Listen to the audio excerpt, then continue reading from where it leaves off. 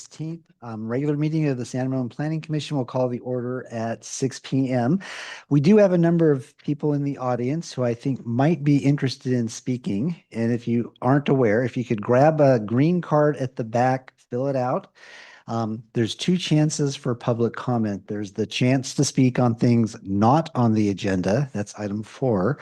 And then item 11.1 is the workshop on the project up next to Club Sports. So if I could ask you to grab the card, fill it out, drop it off at the city clerk when the time is, when we get to that spot in the agenda, we'll work from that. So just give you a heads up. That's the mechanics of the process, you know. If I could ask the recording secretary to conduct roll call, please. Commissioner Kuznick, Here. Commissioner Conjula, Here. Commissioner Zhang, Here. Vice Chair Avila, Here. and Chair Alpert. Here. And tonight we have a couple of scouts from Troop 905. If I could ask you to lead us in the Pledge of Allegiance tonight. Thank you.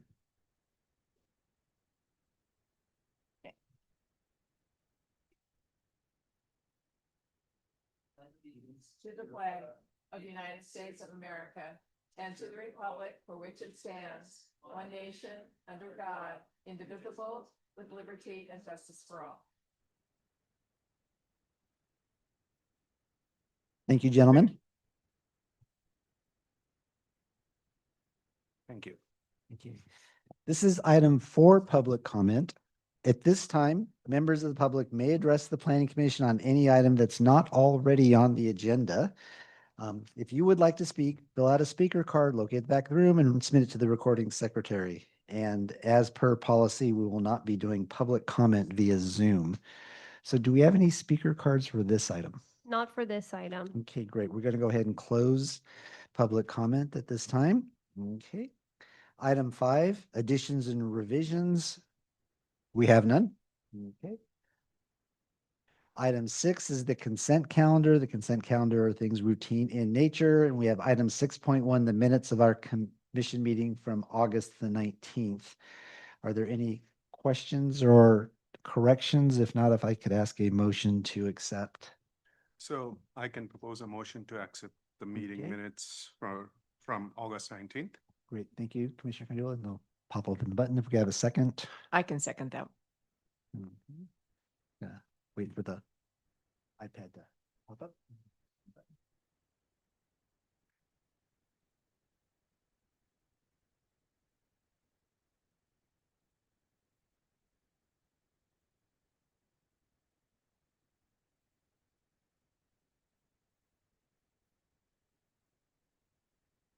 Took a while. There we go. Great. Okay, thank you all for voting on the motion. And accept the minutes. Okay.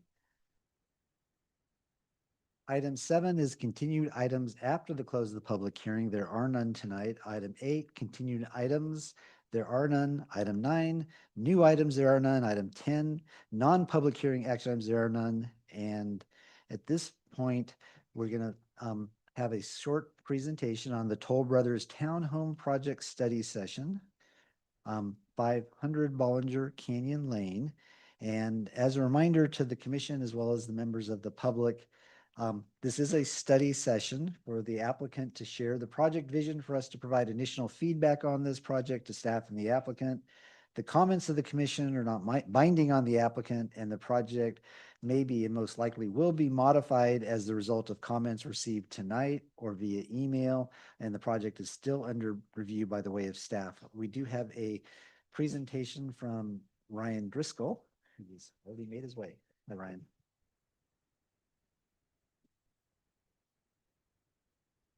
Good evening, Chair Alpert and Planning Commissioners. So as was mentioned, this is the item on the agenda for the Toll Brothers Townhome Project Study Session. I'm going to give a brief introduction before the applicant gives a detailed overview of their project proposal.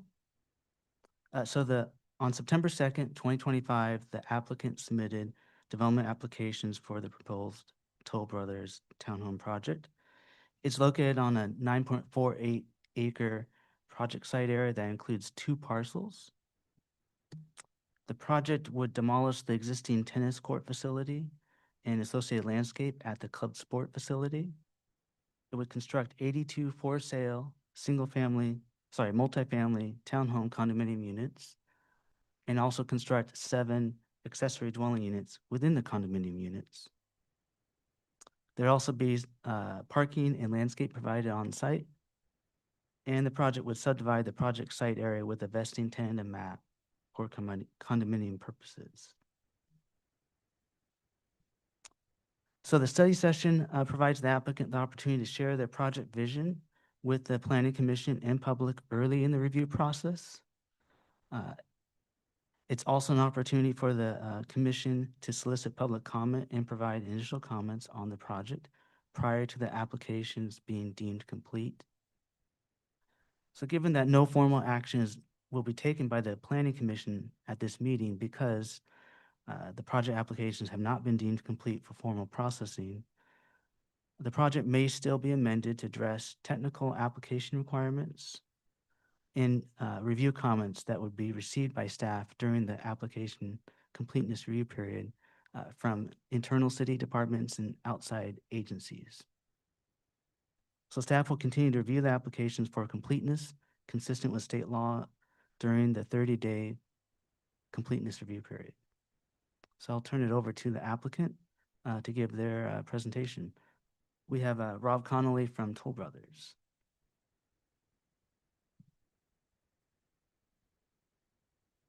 Yep.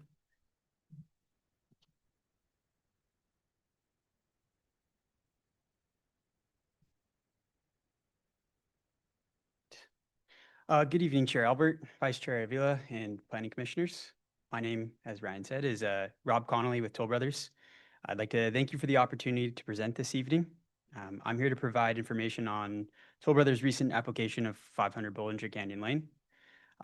As Ryan said, this project is in the early stages of the development application process. Accordingly, our team is committed to working collaboratively with the city, neighboring HOA, and all interested parties throughout this planning effort. Our goal is to thoughtfully consider all feedback and work towards a project that reflects a balanced and responsible outcome for all stakeholders.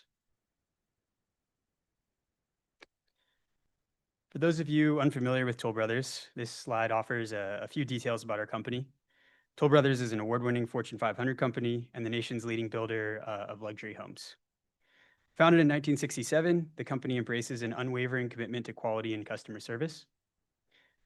Toll Brothers has proudly been one of Fortune Magazine's World Most Admired Companies for 11 years in a row.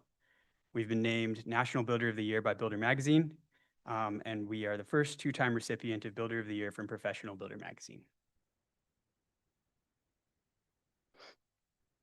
Toll Brothers has a long-standing history of working in San Ramon, but also has a large presence throughout the Bay Area. This image shows some of Toll's footprint throughout the Bay, including a presence in towns and cities such as Milpitas, Pleasanton, San Ramon, Santa Clara, Sunnyvale, and Morgan Hill, just to name a few. Toll Brothers' most recent project here in San Ramon is called Twin Oaks. It's a 162-unit community in the Faria Preserve Master Plan. This community consists of both single-family detached units as well as 3-story townhomes. The community opened in October of 2021, and Toll is very excited to be nearing completion this fall of October of 2025.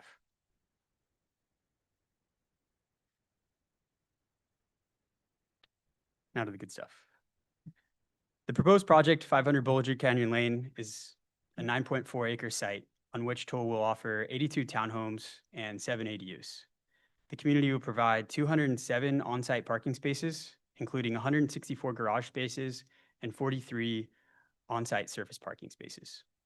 The project proposes 15% below market rate units to provide 12 units in total, of which they will serve 5 very low income, 1 low income unit, and 6 moderate income level households. The proposed architectural style is modern farmhouse, which blends the warmth and charm of traditional farmhouse design with clean lines and contemporary elements. Key features include gable roof lines, board and batten siding, a neutral color palette, along with thoughtful use of stucco, horizontal siding accents, and brick. The design team feels that this style offers a timeless, welcoming aesthetic that complements both rural and suburban settings while meeting modern expectations for design and functionality. This is an example of the 4 elevations of a proposed building designed in the modern farmhouse architectural style. Starting with the front elevation, you'll notice the signature gabled roof lines, large windows, and the use of board and batten siding that give the facade both vertical interest and a clean, timeless look. The front porch and modest overhangs add to the welcoming character of the design. On the rear elevation, the design maintains consistency in material and form. We've incorporated windows where appropriate to enhance natural light and indoor-outdoor connectivity, which are key aspects of the modern farmhouse aesthetic. Moving to the side elevations, materials and detailing are carried throughout to ensure a cohesive, high-quality appearance. Overall, the elevations reflect a balance of traditional farmhouse warmth with updated contemporary proportions and materials that fit well in a modern neighborhood context.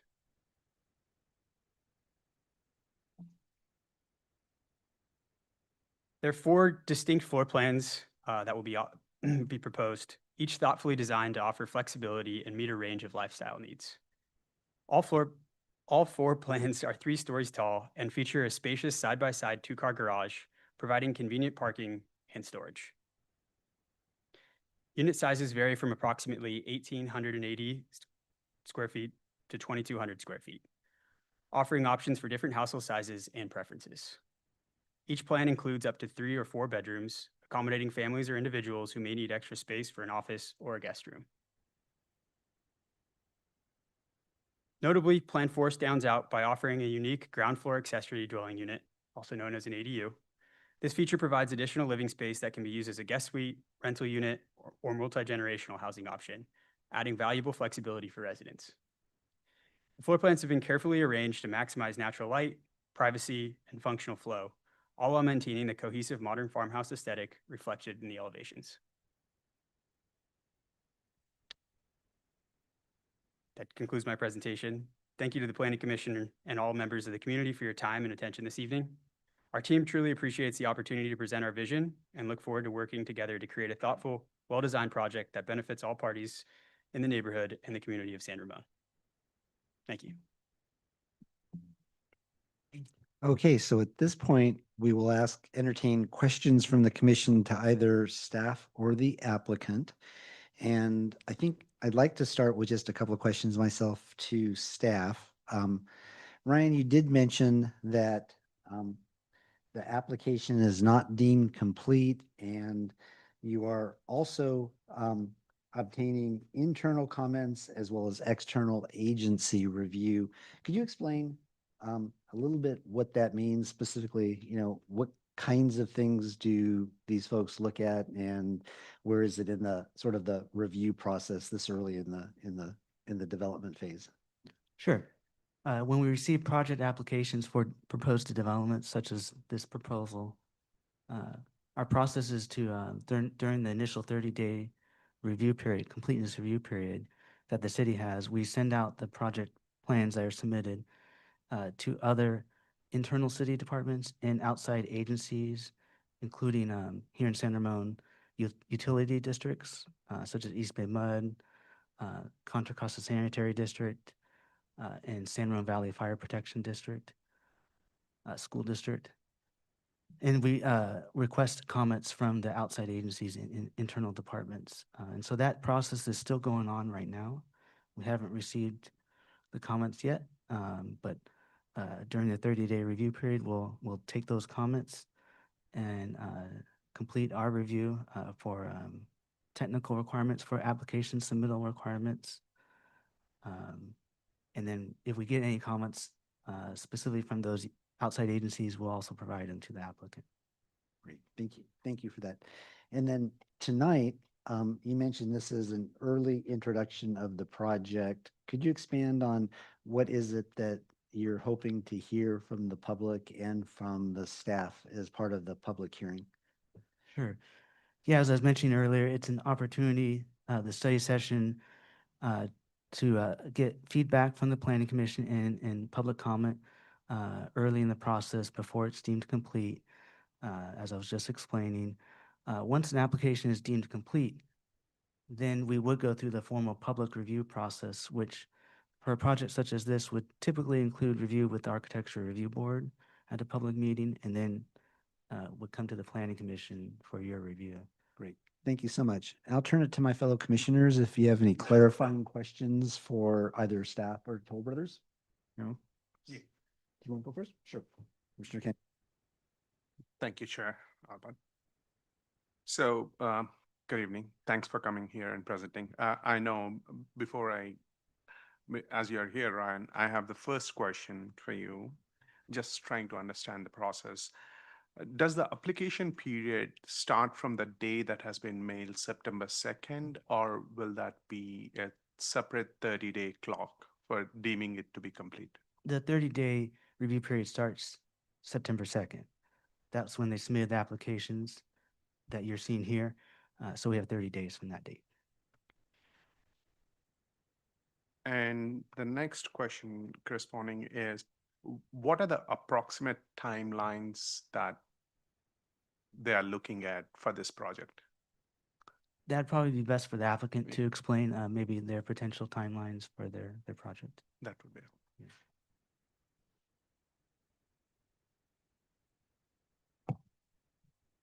Thank you for the question. What is the approximate timeline, like first day in the ground, like It's a- start of the ground to the end of, just like how you projected for the earlier project Twin Oaks, you said October 2021 to October 2025. So what are the timelines that you are looking at? It's a bit difficult to answer just given the nature of how long the approval process might take. I mean, depending on when our approvals get in place, I would say in general, about give or a rough 2 years from the time that our discretionary approvals are approved to break ground. Thank you. Other questions for the applicant or for? Okay, yep, Betty. Hi, Rob. I have some questions for you.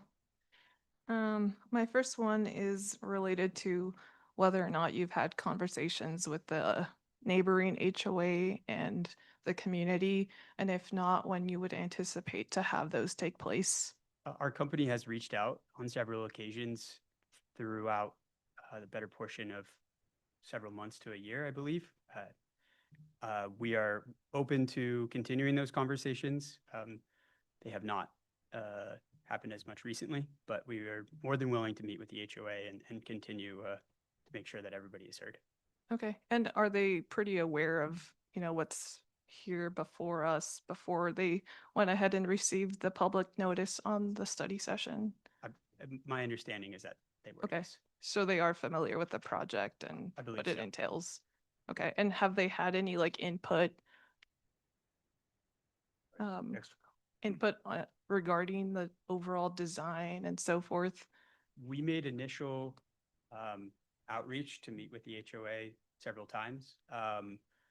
We have not been having as much discourse recently, so we have been moving forward with the design accordingly. But we are more than happy to meet with the HOA and look at the project with our design team and try and make sure that we hear their concerns.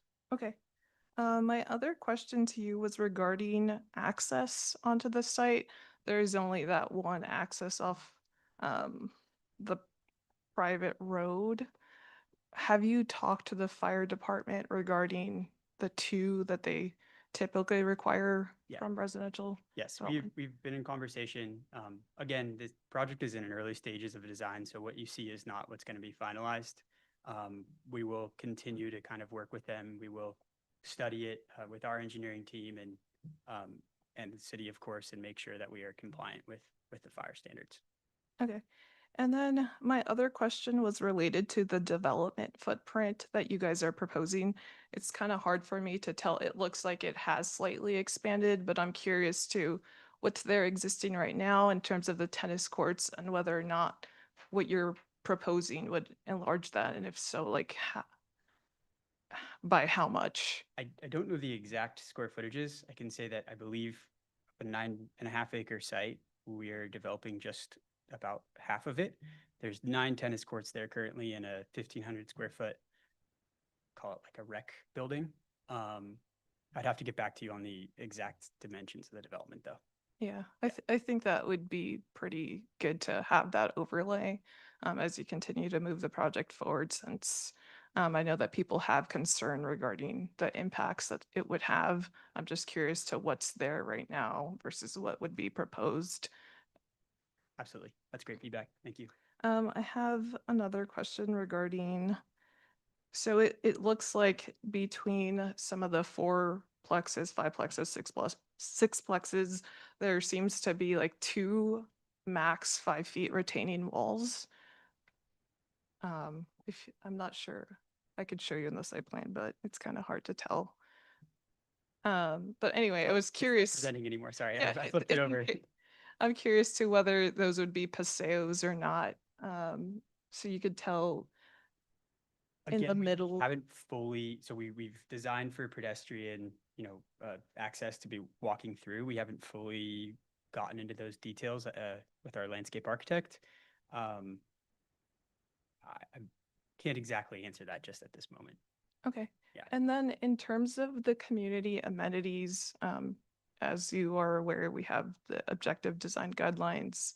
And I think in the report that we received, we had a letter from, I think, what is your attorney that's representing Toll Brothers. And within that, they said that 1 community amenity would be provided, but not 2. Curious what the one that would be provided would be. It's going to be an overlook. Okay. Just on the top, I'm a little disoriented on north, south, east, west, but the top corner, there'll be an overlook and gathering area for the residents. Yeah, I think we received that in our packet. I think it was like on the southwest. Okay. And then my other question was, you are proposing to go ahead and move forward with the 15% affordable housing. And you did go ahead and indicate that there are 4 different plan types in this community. Mhm. Would the affordable housing be distributed evenly throughout Yes. all 4 plan types? It would be distributed evenly throughout the entire community. Yes. So Okay. Yeah.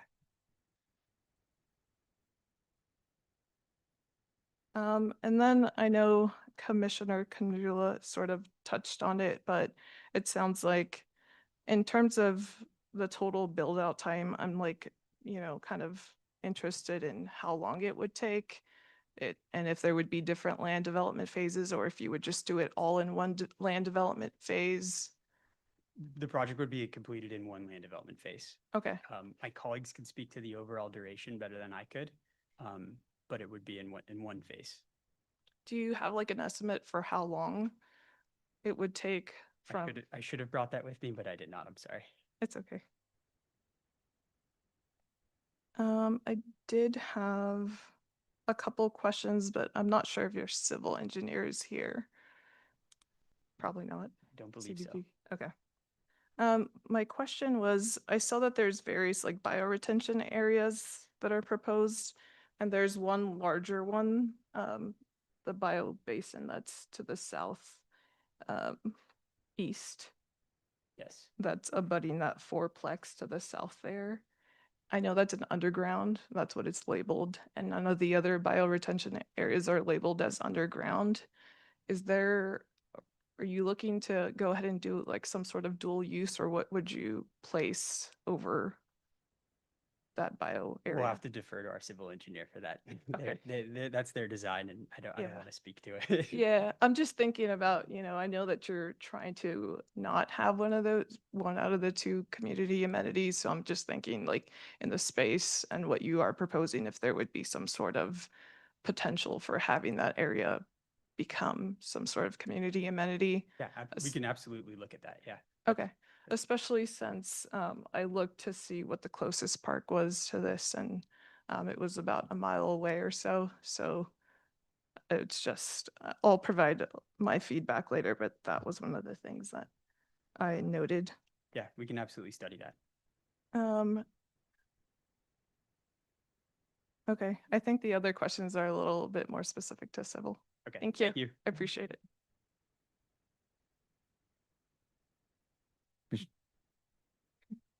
Commissioner Zhang.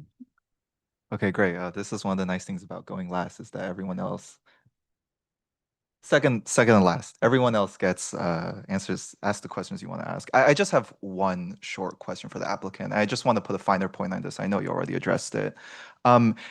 You said you reached out to the HOAs and the neighbors. That's great. Did you get a chance to look at the comments that we received for this meeting? And is that something that you're willing to do moving forward? We have received a letter, I believe, from the HOA's attorney. Okay. and, We are reviewing it internally with our legal counsel. Okay, great. Yeah. Yeah, it would just be, I think it's great for everyone to know if you are taking a look at those letters so, we know that you're paying attention. But that's all for me. Thank you. Awesome. I'll stay up here instead of going back. So this might be a double header here.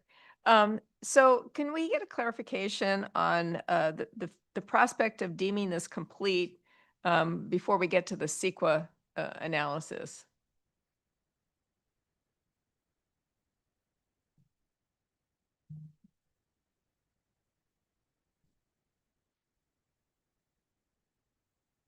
I think it's premature for staff to say whether it be deemed complete or incomplete at this point, since we haven't received all the comments. Okay.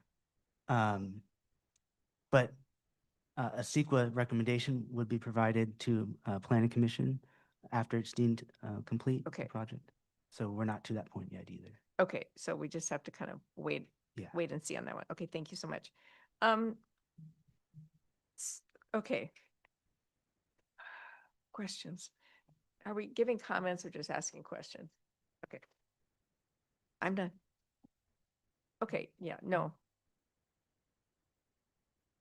I had a couple other questions. Could you, I think this one's to you. Okay. Could you describe the access to the property? Today, to get to the tennis courts, there's either steps or there's a little road. Could you, it was hard to tell from the drawings that we got in the packet. Are you going to preserve the walking path up to the property, or will it only be the road? It would, again, we will be continuing to study this to make sure that it's compliant with, all applicable codes and laws. But it would be approximately where that walking path is. Okay, and that would be for walking or driving, or both? It would be you would be driving up. Okay, okay. And I think I saw as part of your parking plan, there would be parking places down below as well that would be part of your calculation for meeting the parking standard? By below, do you mean on Bollinger Canyon? Yeah, no. All guest parking will be within the red boundary that you can see on the screen here. Okay, okay. In the attorney letter, it commented on the design standards within San Ramon that and our objective design standard says must comply with 2 of 3 balcony, awning, canopy, or landscape trellis. And it said that you're unable to meet 2 of the 3, but only 1. Can you say which one you were going to comply with on that? Yeah. Can I get back to you on Of that? course, one? of course, of Sorry. course. No, that's okay. That's okay. I get it. And then as I looked at the plans, there are a couple of places that have some retaining walls. In one of them, I think it might have said it could be up to 20 feet tall. Is it too soon to comment on what the wall might look like, or just concrete, or is it naked concrete, or is it something there? And is it only on the outside of this picture? Because I thought I saw in the drawing that there was some retaining wall inside the property that would have been on I think the northwest sort of corner there, the upper left of that screen. At the moment, that rendering is the best kind of graphic that we have. We haven't done renderings of the other portion. Walls.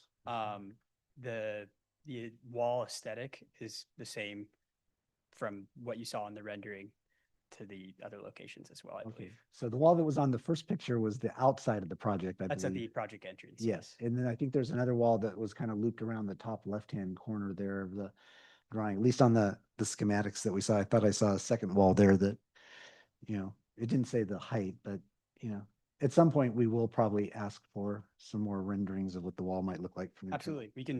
We can totally make sure that those are included in our submittal. That'd be- well, hopefully, Commissioner Ross, or sorry, Albert, can I ask one more question? yeah, Thank of you. course.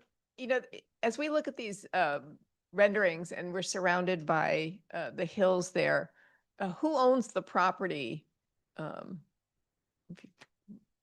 That this is gonna, I understand, you know, there's the townhomes below, but the grassy area, who is that parcel owner? Well, we probably need to, just given the nature of the conversations between the HOA and the applicant at the moment, we should have our legal counsel kind of respond to that. We are developing everything that we are developing on is the applicant's property. Correct. Okay, so there's a point to the question, which is, as I'm looking at those hills, and I was up there today, and you can see in some of your photographs, there are what we call social trails. People get up there, they walk the hills, they walk the same spot, it creates trails.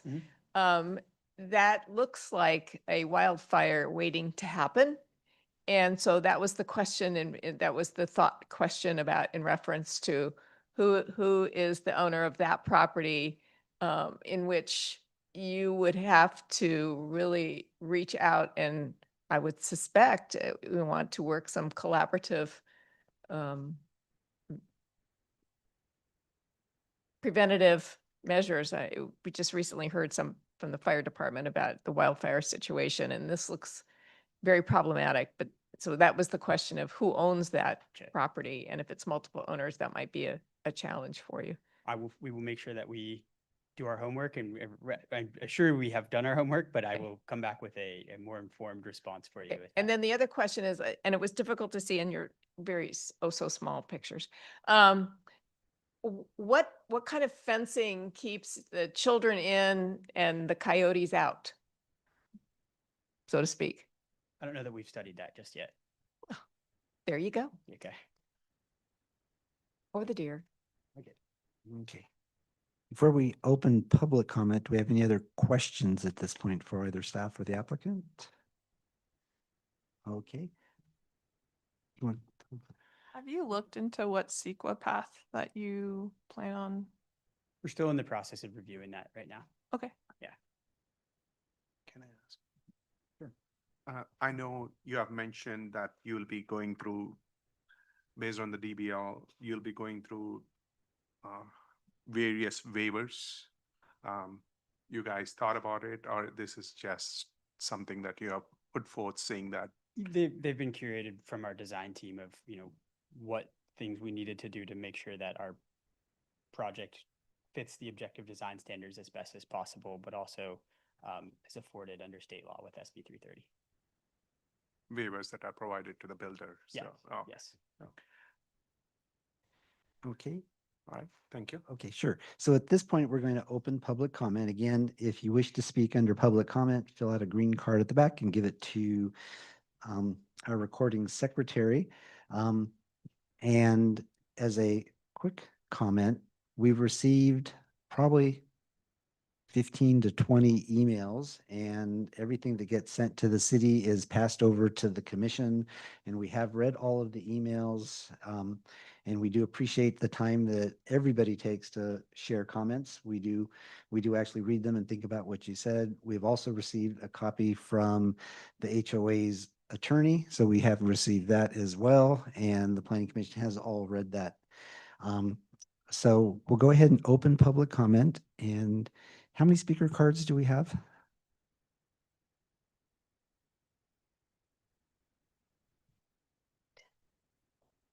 And so far, Okay, we'll go ahead and start. And 11, that's okay. We might have a few more as they come in. So call their names. through the chair. yes, I'm gonna list the people who have submitted written public comment for this meeting. perfect. We received written public comment from Ariel Strauss, Hassan Adil, Mihaela Dimitrova, Terry Martinez, Josephine Tan, Eric Archuleta, Ramaswamy Subramanian, Noah Hausman, Dan Riley, Mary Navika, Cynthia Steven, and Pavani Reddy prior to this meeting, and a copy of all their written public comment was given to the Planning Commission and will be part of the public record. Great, thank you. So when we open up public comment, the recording secretary will call your name, and maybe we'll call two names so you can kind of get your name ready. And there's 3 minutes for public comment, and we do have quite a few. It is okay to not use the full 3 minutes. It's also okay if somebody has largely shared your concerns, you can say your comments have been shared already, or you can come up and, you do get 3 minutes as part of the public process. So, just keep that in mind and we'll go ahead and get started. I have Steve Merritt first and then Jessica Hansen next. Hey, Steve.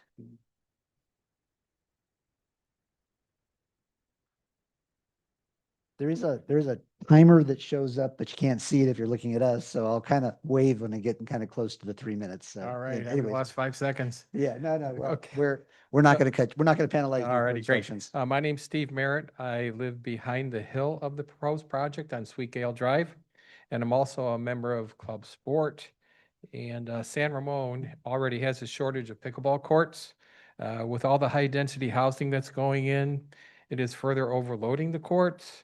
Now, with this project, it'll reduce pickleball capacity, further straining pickleball playability. And what is the city or Toll Brothers going to do to increase pickleball capacity? So they're removing this capacity. Is Toll Brothers going to pick up the tab for new pickleball courts? Or is the city going to pick up the tab for the new pickleball courts? I know that the city has recently increased the sales tax. You got some increased revenue coming in from all the high-density housing that's going in. And I guess the last question is, when will the new pickleball courts be put into service? Next bullet point is, I live on Sweet Gale Drive, which is just behind the hill of the proposed project. Is this going to remove the natural landscaping of the area? The last thing the people in this area want to be looking at is some building structures versus the natural beauty of the area. Last bullet point is, how will the builder address the land movement of the property? There is land movement of the property. The pickleball courts have been paved over, which covered up all the cracks and the increasing movement of the land. And I guess that's all I have to say. Thank you very much. Thank you for coming out tonight. Okay. Okay. Jessica Hansen, and after that it's Marion Curto.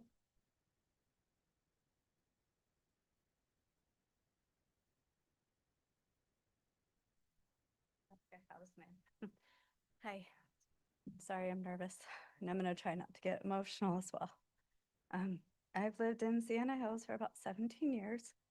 I'm one of the homeowners that actually live in the court area on the very corner.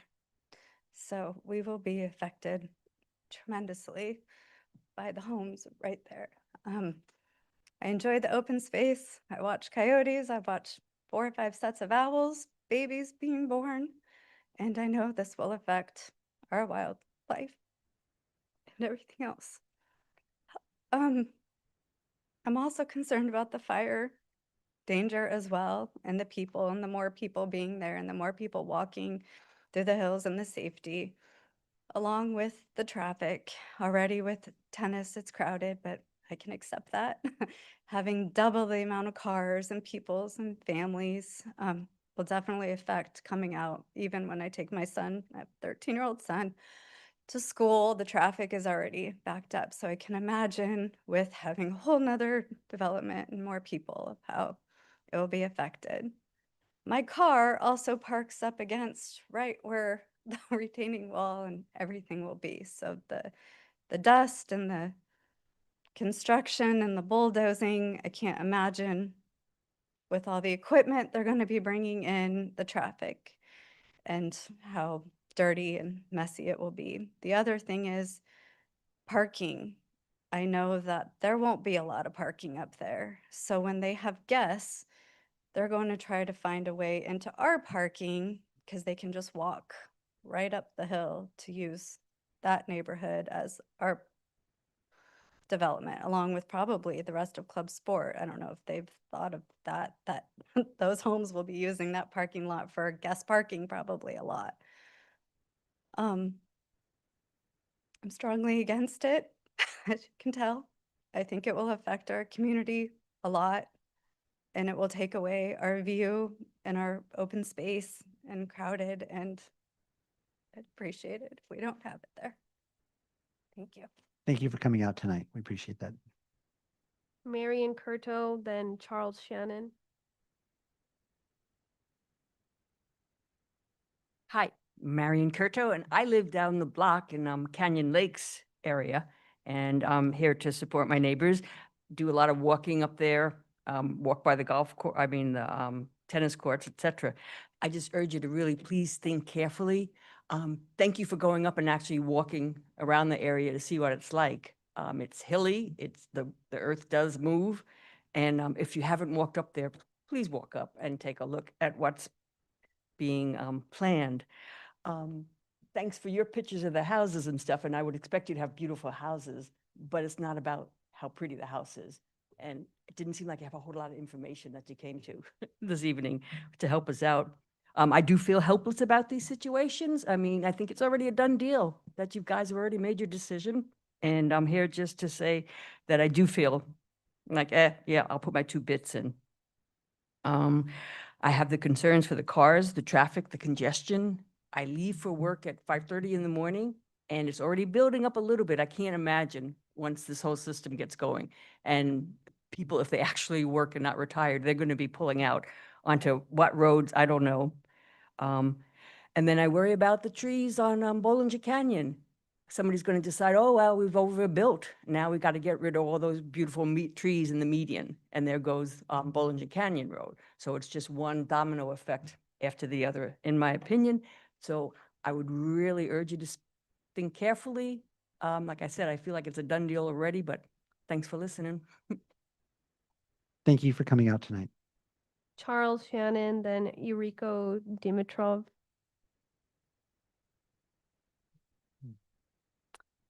Good evening, distinguished members of the board. My name is Charles Shannon.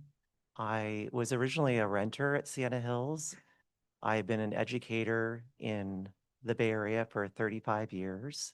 I currently teach first grade. I'm a working class person who loves my community. We're all working class people who found Sienna Hills the only somewhat affordable place to pour all of our resources in. I work 4 jobs just to live at Sienna Hills. It's been my respite, my way to go home and relax, be amongst the wildlife. It's not noisy. It's beautiful. That's why we moved to San Ramon. It's just an incredible place. We love our diverse community. I've been president of the HOA for about 20 years. We've worked very hard to maintain the look so it blends in. We're not a modern aesthetic, as we heard earlier tonight from Toll Brothers. We're much different than that. We worry so much, like I worry about my students' safety, about the safety. We have 82 units, but we heard 3 to 4 bedrooms. Plus, you could rent out the lower level, which people do to offset their mortgage and to pay their taxes. If you multiply the number of people that potentially could own cars, we know people oftentimes have more cars than the number of deeded spots, and they get away with it. I also recall so many evenings when I was not able to get into Sienna Hills because of a major accident in that intersection with just the existing traffic that we currently have. We've had people killed. We've had people seriously injured because there's too much traffic for that intersection. That's quite a complex intersection. And then when you have the strip mall right there, you have people jetting out, taking risks to cross. Imagine 300 to 400 more people living on that hill. And all of those vehicles, we're talking about, we heard like 140 something cars potentially or more coming in and out. And you know, people go, gosh, I got to race down to Marketplace to get something I forgot at the store. I got to pick up my kids, you know, they're playing tennis, you know, because we no longer have tennis courts here. We have to go to, you know, neighboring tennis courts. So you've got so much vehicle movement. And I just worry about our children and the pedestrians. There's just not adequate space to get traffic in and out. to get people safely to their homes. We want safety for all people here. So I come to you tonight to say I heard a lot of, we don't know the answer. We need to talk to the civil engineer. We need to talk to our lawyers. This is in discussion. They said they've met with us. We had a few virtual meetings, and again, they didn't have a lot of answers for us. We told them so many things we're concerned about. Is there a traffic study? We haven't seen one. What about the fire? We had major floods and it flooded our units. What's going to happen now with that up there with the flooding and fire potential? And then our wildlife, they're going to escape with all the lighting, all the additional lighting up there. And my mind right now is swirling. I'm scared. I'm worried.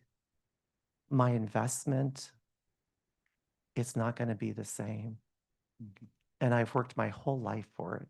Okay, thank you. And If I can now ask you to somebody with deep wrap up. pockets is going to come in and take that away from me. Okay, thank you, sir. Please If I- consider all of us tonight with our concerns. Thank you. Thank you for coming out tonight. Yuriko Dimitrov and then Noah Hausman.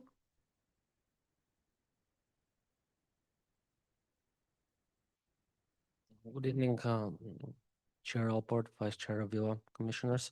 My name is Ilko Dimitrov. Been part of the community for about 10 years now. We moved, I think, around 2017, and we live right below where pretty much all the neighbors here that talking about in that same area. In that time, I've seen our community grow and thrive. Grow is super important, not just for me, but for the city, for everybody else, and for the future of all of us.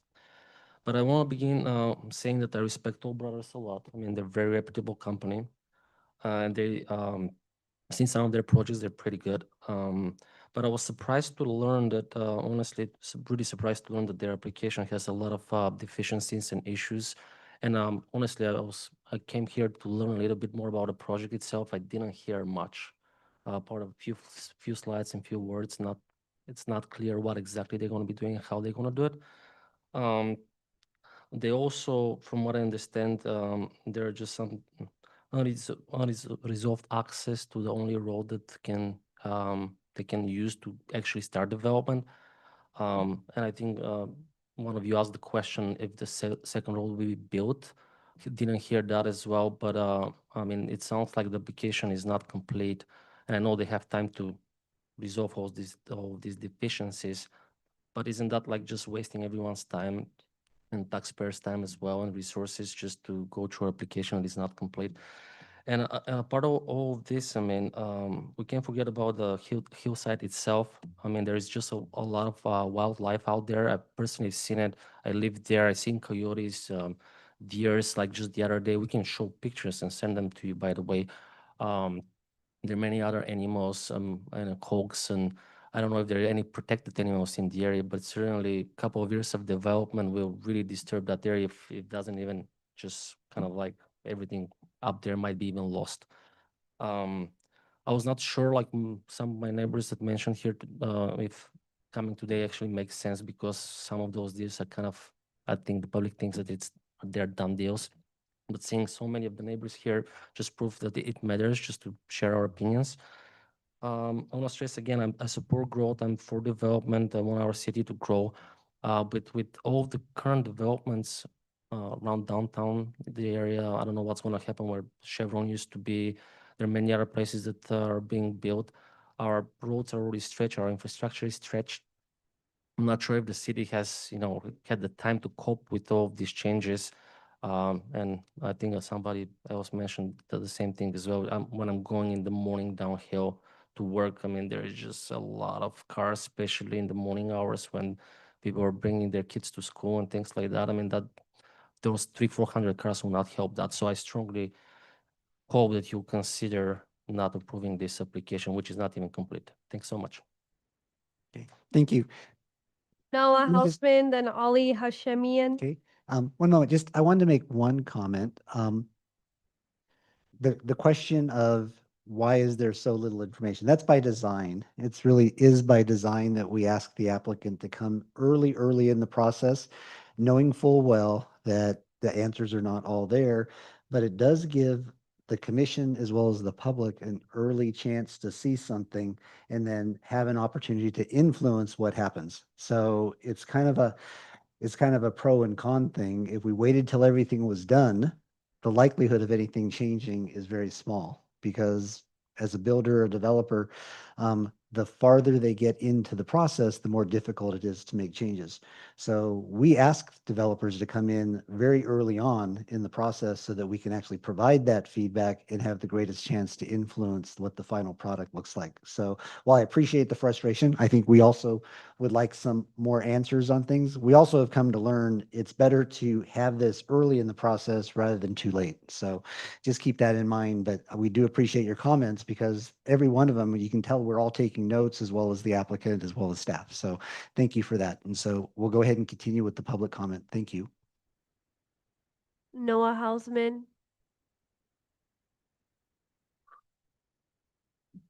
Good evening, council. My name is Noah Hausman. I've been living in this valley since I was about 12 years old. Specifically San Ramon, probably the last 20, 25 years, give or take. I have not seen this valley grow quicker than anywhere else I've lived in my life. And I'm going to tell you right now, I've raised my family here. You heard my wife speak. We're very concerned about this development because it's going to change not only the aesthetics of where we live, but the quality of life is going to completely change. Okay. Like I said, I raised my young son here and he still lives here. And all of these people came out. We're all working class people, like Charles mentioned.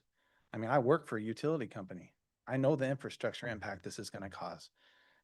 This guy's coming up here with nice screenshots of beautiful homes and aesthetics and brand new builds. Our place was built in 88, 89. It's not brand new. It's not going to fit in with that. It's going to actually be the polar opposite of that. It's not going to look uniformed. It's not going to look crystal and pretty like theirs does. The impact to the traffic it's going to cause. Everybody touched on that. I'm concerned about that too. We have, like I said, we have children that play in the neighborhood. Where are they going to go when they run out and get hit by a car because somebody's rushing to get somewhere? Or they're pissed off because now there's even more traffic than there used to be? That road rage is real. Let's be honest. You've got fire damage control going on. I mean, I know the fire marshal approves it, but I'm sure he rubber stamps all these projects. You guys probably have 50 or 60 of these in the city going on with applications, if not more. We're not asking you to stop development. We're asking you to stop this project. We don't want you to look at all the studies and try to mitigate it. We're asking you to just stop it from happening. Anybody can mitigate a problem. That doesn't make the problem go away. That just makes it put a Band-Aid on it. So after they get paid and leave town, we're stuck with the issues. No one here wants these issues. And trust me, there's twice as many people that didn't even make it tonight that are going to come down here for the next meeting. I appreciate all you guys trying to do your due diligence and research. And a lot of us feel like this is a done deal. But I'm hopeful that it's not. I'm holding hope out because I think you guys all have homes and you live in a nice area and you have a home and you go out your front door. You don't want to look on the hill and see a big development being built in your sites, right? Where you guys pay hard-earned money to live in and thrive. That's just like us. We don't want that.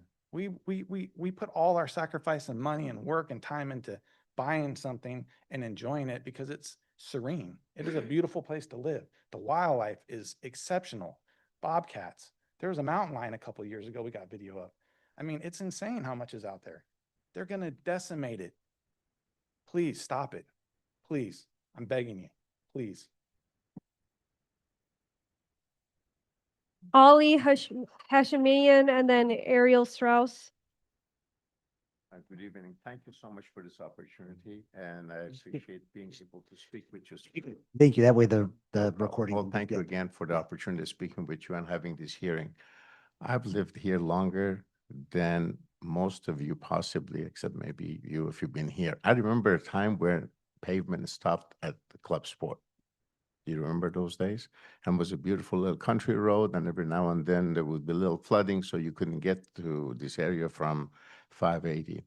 And I think they did a great job of presentation, and it's great. To me, it reminds me of your dating profile, not mine, but you've seen it, you put ideal picture. It's not real, it's not you. These are apartments, call them whatever you want.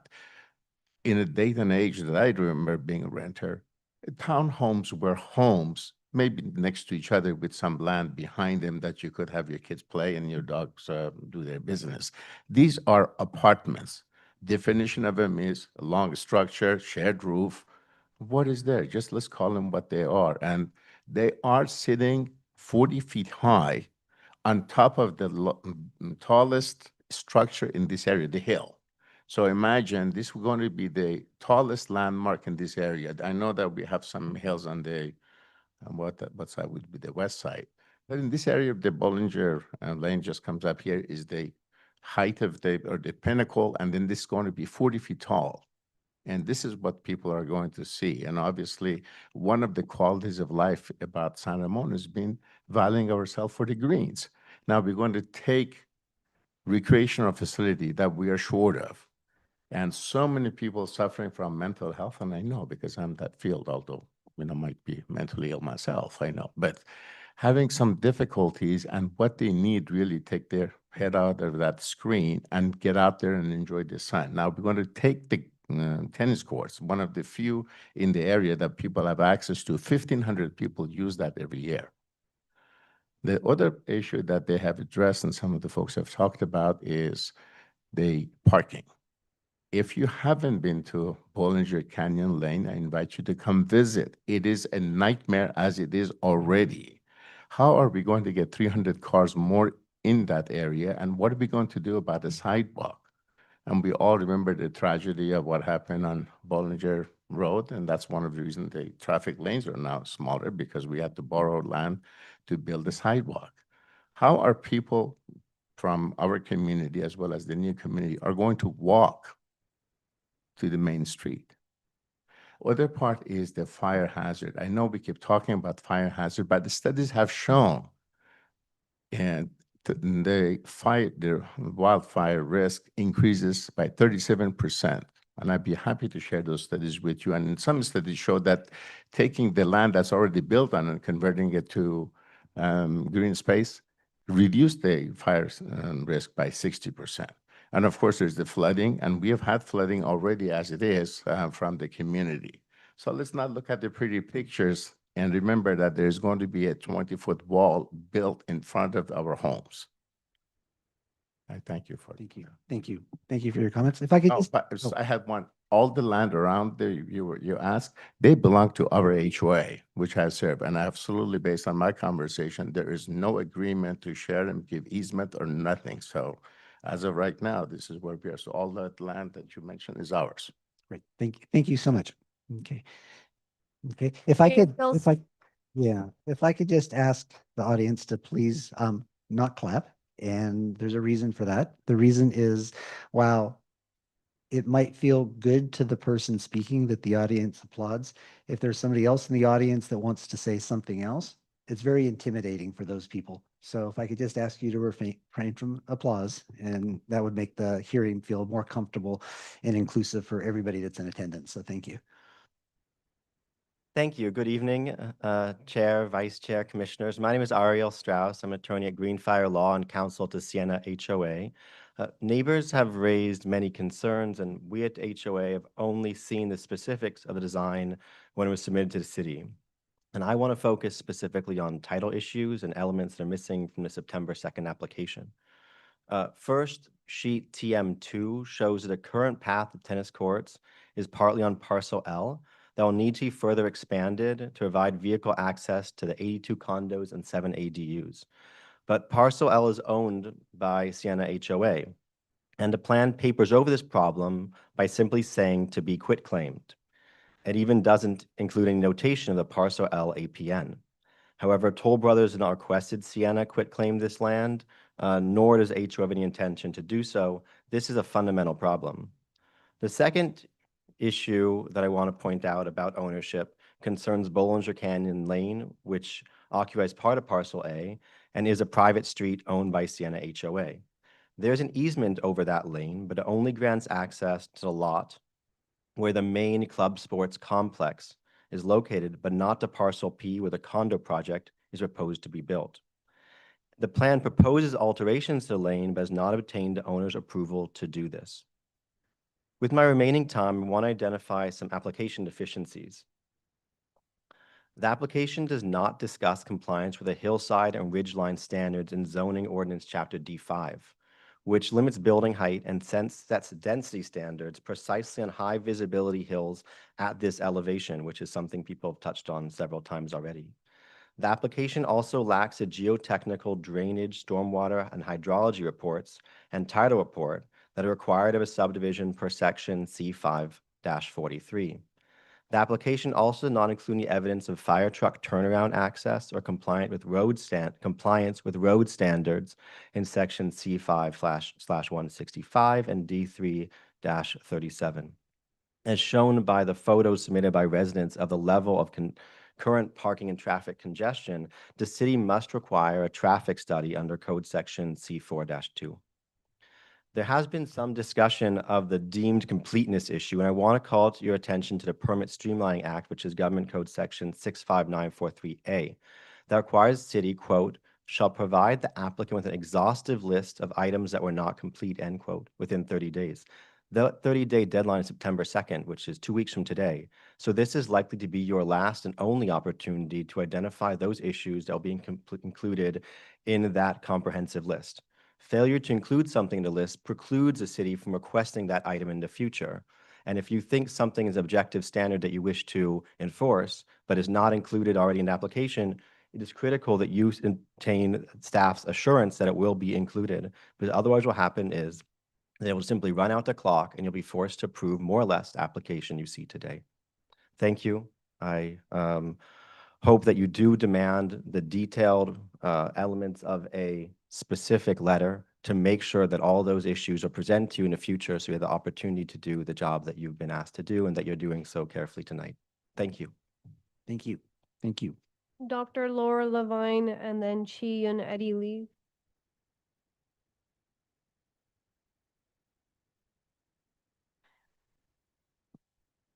Good evening. I'm concerned, I'm against that project, and I'm concerned that it's going to, again, bring more traffic and be really in the face of all those. I live in Vista Point, which is across from Club Sport, and I'm wondering what is exactly, it's not very clear in what you have shown, where will be the entrance and where that plot is going to be exactly located. So I'm curious to know that. And I'm also concerned, like everybody here, of the quality of life that we enjoy in San Ramon and all this wildlife. Thank you. Thank you. Chi Yun Eddie Lu and then Ardell Zunino.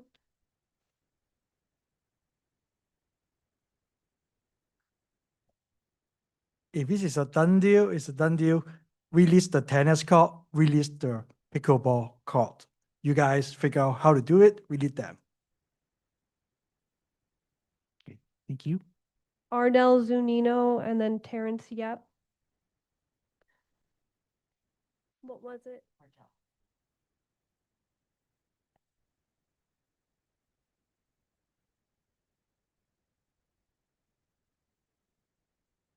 Good evening.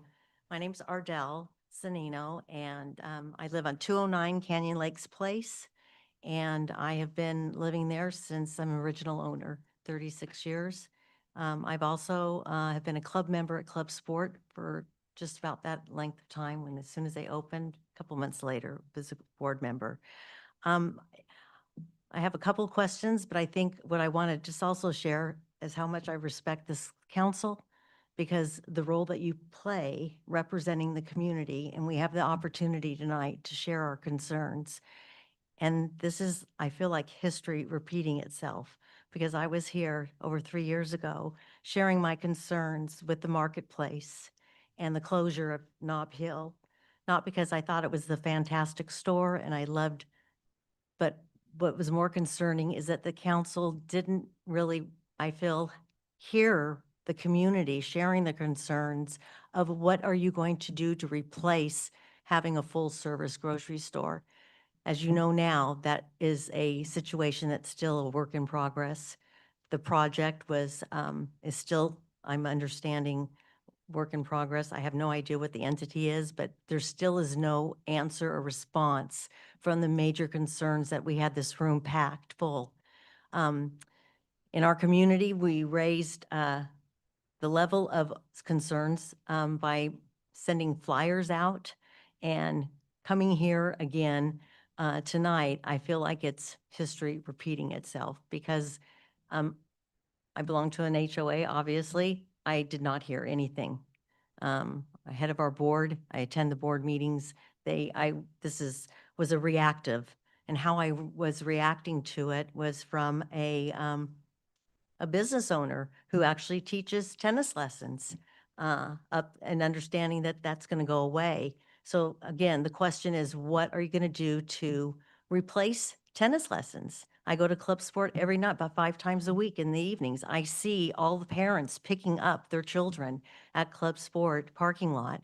What are we going to do to replace the quality of life with that? What are you going to do to replace the quality of life of Club Sport going away? And then more importantly, I'm repeating myself, I know, with some of the other concerns, and that is I live right against a hill. I don't have a neighbor, I have a hill, and I'm constantly concerned with the fire dangers of my home.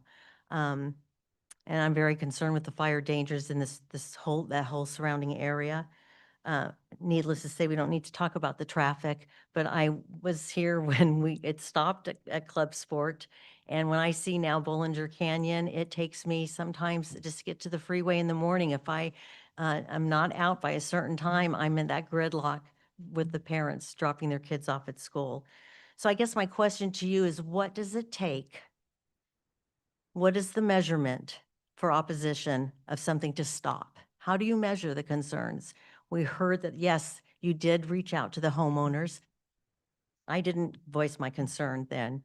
So what do you do as a council members to measure the amount of opposition that people are saying, stop this, we do not want it, and we're sharing you all of our reasons? What will you do to listen to us so we're not repeating history? So I really appreciate that. Thank you. Thank you for coming out tonight. Terrence Yep.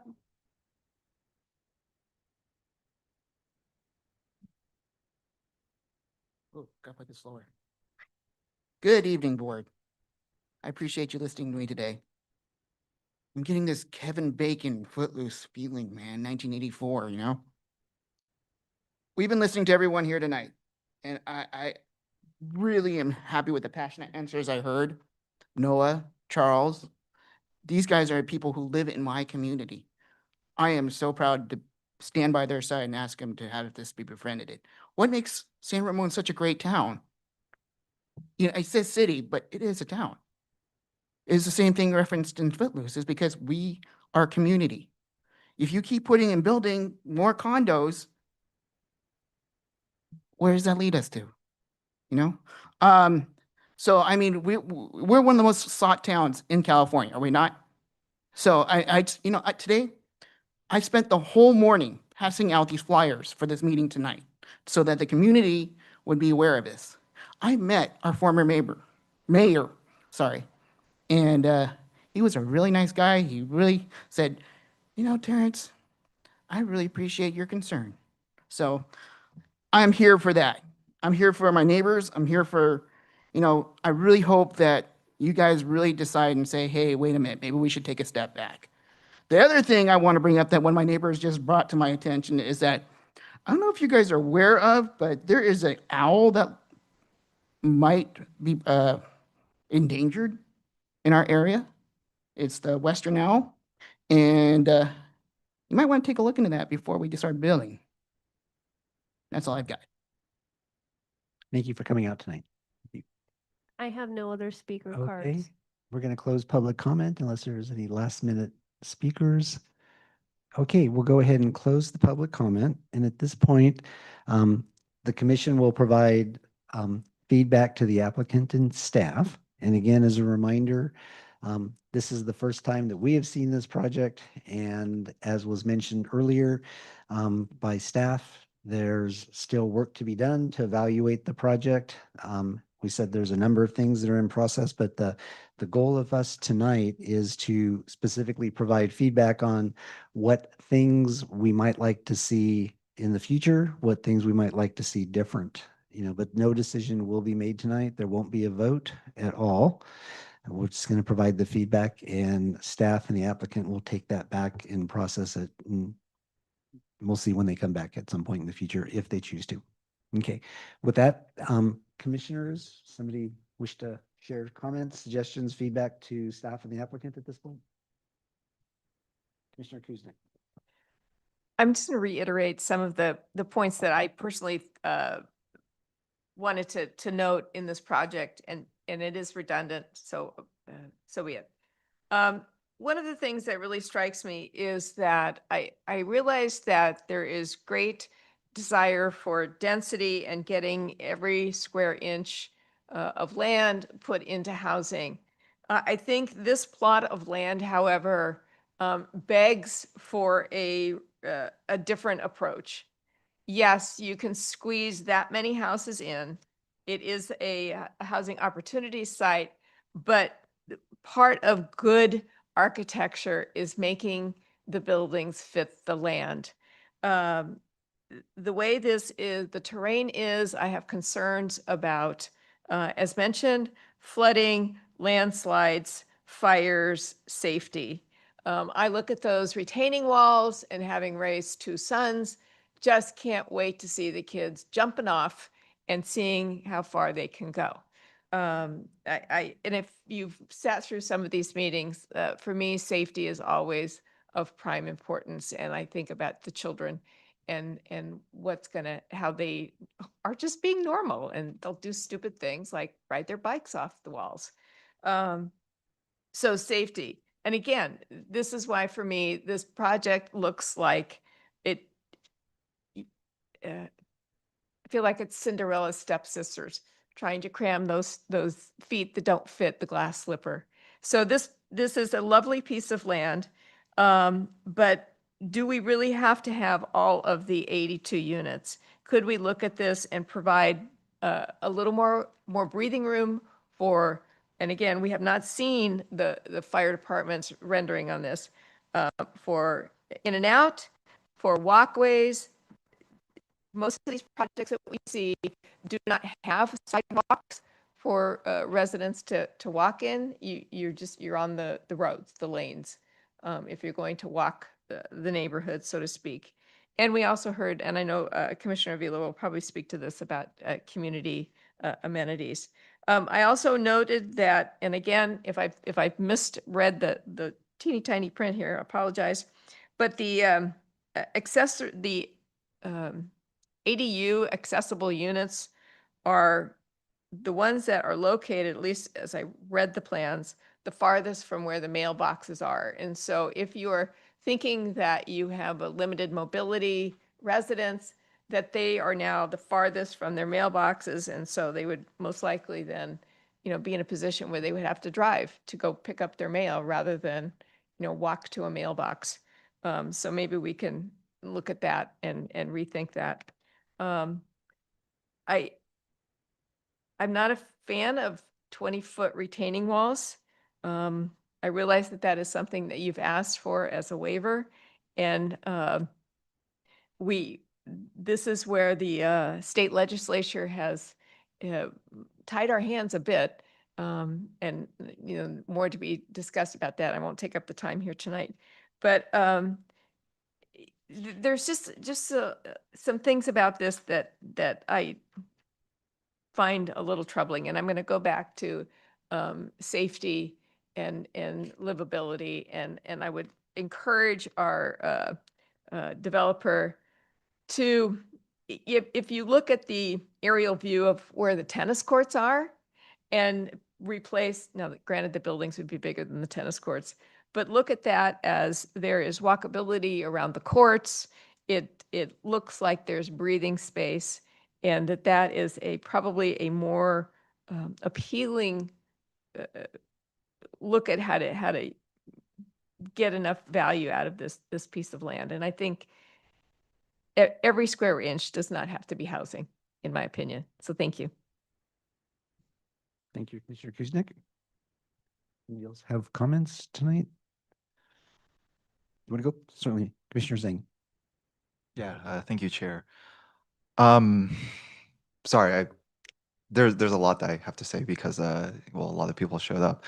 For a little bit of background, I'm the newest commissioner here. I've lived in San Ramon since I was in first grade, but it was only in the beginning of this year that I started attending planning commission meetings, city council meetings. This is by far the most well-attended planning commission meeting I've seen in 2025. Just from the perspective of someone who really believes in democracy, especially local democracy, I want to congratulate you all for organizing like that. I think that's really important. I think that's how we get cities that work for people. Now, this is it was very clear from all the comments.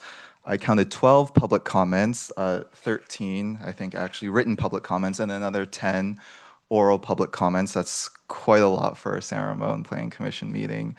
And I don't really want to be the bearer of bad news. I know Commissioner Kuznick alluded to state legislature, but I suppose I'll take the hit. First, your guys' concerns are all extremely valid, and we are all here listening. Chair Alpert stated when he opened the public comment, we are all listening to you. We are reading every single public comment. We are taking in every concern. You know, I went through the effort since I work with data in my day job of tallying, you know, the concerns. I saw 10 things about traffic and congestion, the written comments, 9 about the environmental impact on wildlife, 6 about loss of amenities and quality of life, 3 about noise, 2 about wildfire risk, 3 about shadows and sunlight. We hear these concerns. We really do. But to get back to what I was saying earlier, to be the bearer of bad news, from my understanding, and I would appreciate correction from staff or the other commissioners if I'm getting this wrong, we don't have a magic wand as the Planning Commission, and in many ways our hands are tied. I don't want to get too deep into like a history lesson here, but you know, California is suffering a severe housing affordability crisis. I actually work in housing affordability, so I understand this stuff relatively intimately. And in response, the state has, whereas previously cities had a lot more control, and I'm talking about even just 5-10 years ago, they had a lot more control on what gets built and where and how quickly and so on and what it looks like. The state has really taken away our control because, to put it bluntly, I don't think the state trusts us as cities, individual cities, to take housing seriously. I might trust regional governments more, but essentially, since cities are creatures of the state, we have to follow state law. The California Housing and Community Development Department has made it very clear they are not fooling around these days. If we do not follow state law, we suffer things like we'll be sued and lose. Many cities have lost. They have tried and failed. We'll be fined, and they will let the projects get built anyway. So, for example, if this project does go through, if staff deems that's complete, and it comes to a vote, yes, technically we as the Planning Commission could say no in response to the concerns that you all have brought up, but we would likely be sued and we would definitely lose, and then they would build the project anyway. Which I guess alludes to sort of the comments I heard about this being a done deal. And I understand that frustration because, you know, before I got appointed to the Planning Commission, I was sitting on the other side of the dais. And I had my own perspectives about housing in San Ramon and what I want to see the city develop. And it feels like you don't really have control as a citizen. So I understand that. Now,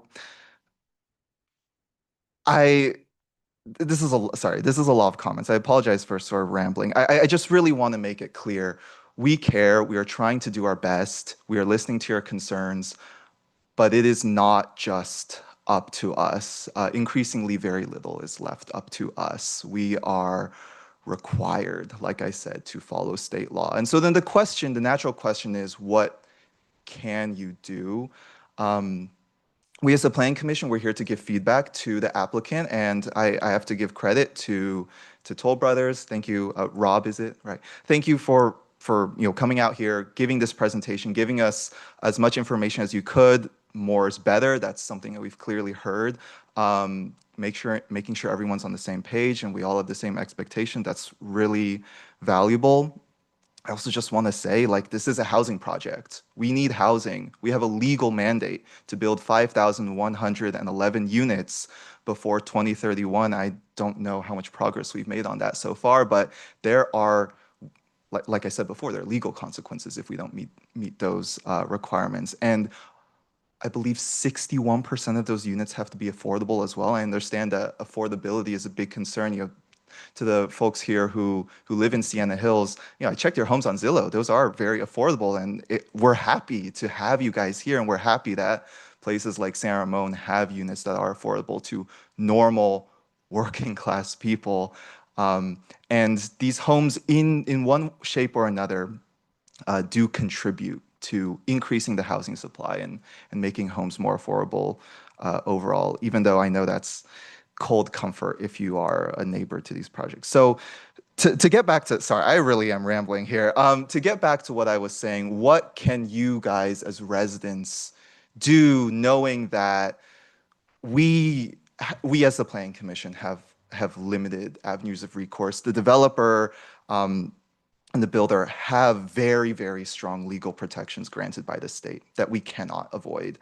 What can you do? I would say you guys have demonstrated a remarkable amount of community organization. I don't have this in my neighborhood. I don't even really know my neighbors. I've been living in my house for the past 17 years. So you guys all seem to know each other. That's amazing. And it's not just people living in Sienna Hills. It's not just people living on Canyon Lakes Drive. It's also some people from Canyon View Circle or the area that sort of branches off Chantarella, right? It's great that you guys are all coming out here. I would say, in an ideal world, the best outcome we could see is if you guys continue to organize and meet with your neighbors, and that includes Club Sport, right? Who is the landowner in this case, who is asking getting Toll Brothers and the other engineers to build this project. If you guys could have more communication, self-organize, and think from a bigger picture perspective, what do we want to see with this neighborhood? Because that intersection of Canyon Lakes and Canyon View with Bollinger is a mess. I always get stopped there, right? When I'm driving down Bollinger. I live out in Windermere Ranch.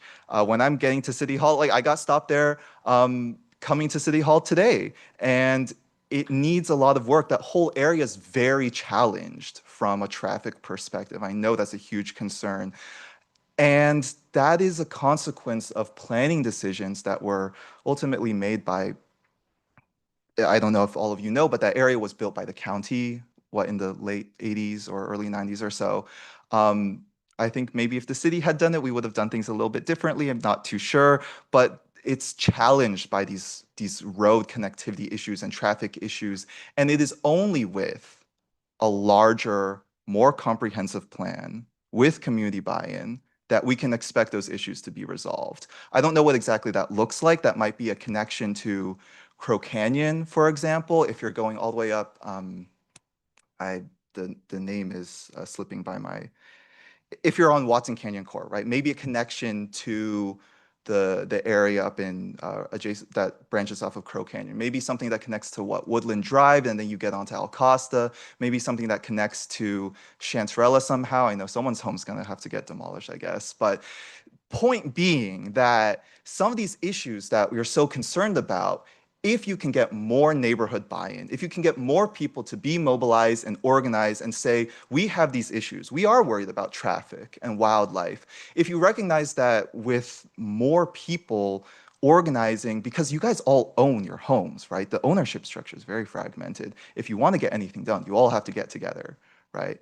Only with that higher level of organization can we see a plan that will address all the concerns that everyone has today. And that I think we as the Planning Commission, and staff would be very happy to look through and approve. That puts a lot of responsibility on you all. Sorry, I'm sort of passing the buck here. But in my opinion, that's what I think would need to happen. This doesn't have to be a done deal. And in the sense that like these projects will get built, these homes will get built and all your concerns will be ignored. I don't think it has to be like that. I think we can build the project. I think we can address your concerns, and I think this can be a win-win for everyone, but it requires a lot of work and a lot of organization. I hope you guys continue to show up because I really appreciate hearing all your concerns, but this is these are big problems and they require bigger solutions to address. So thank you all. I'll stop talking now. Thank you, Commissioner Zhang. Do I go? Please go. Thank you to everyone who came to tonight's meeting. It's by far the most number of people that I've seen here. So we all really appreciate all the comments that you guys have come and shared. One of the things that I wanted to start off by saying was that the history of the parcel itself, the two parcels that are in question where this development is proposed to take place, was rezoned back in 2023. It used to be commercial rec, and then it changed over to multifamily high density.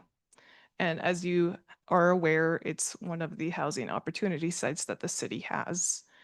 And the project has come before us because it's zoned to allow for that use. And as Commissioner Zhang went ahead and alluded to, our hands are really tied to what is now, for many years that California's been in these, this housing crisis where they've passed so much legislation year after year after year that it makes it, a bit much to catch up on. I think we had heard from the city that there were maybe 56 bills that were passed just in 1 year. So there is a lot there, and I understand that Commissioner Kuznick also alluded to, where the density, and it is high density. It's zoned for that, and the project that's come before us tonight is saying that it's 23 dwelling units per acre, which is on the lower end of that high density. So this is at a low end already. I mean, we could see something that would be proposed that would be a higher density within that range. And I'm not sure, I'd have to do that calculation to find out what that max density could be. And as you are aware, the applicant is using density bonus law. And with that density bonus law, they're not using any sort of they're not asking for more density, but the state would allow it based on how a project qualifies for that is, in this case, they're providing 5% of the homes to be low, very low. And so then they're able to ask for unlimited waivers and potentially, I think, one concession.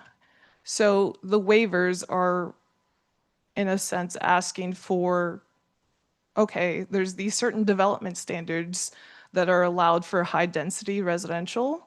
And we ask that you go ahead and lax these because of these reasons. So that is the letter that we received from Toll Brothers' attorney on this.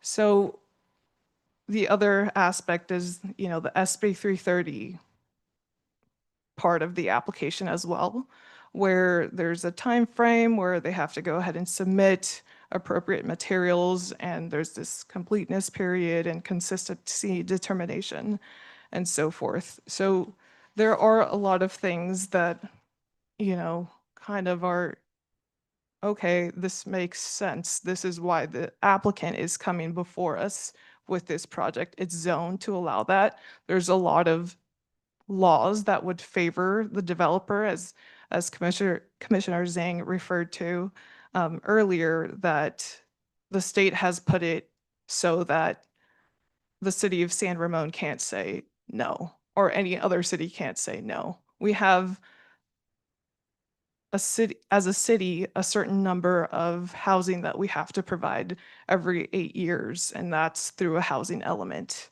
that we go ahead and have those apportioned like very low, moderate, above moderate units that we have to go ahead and hit.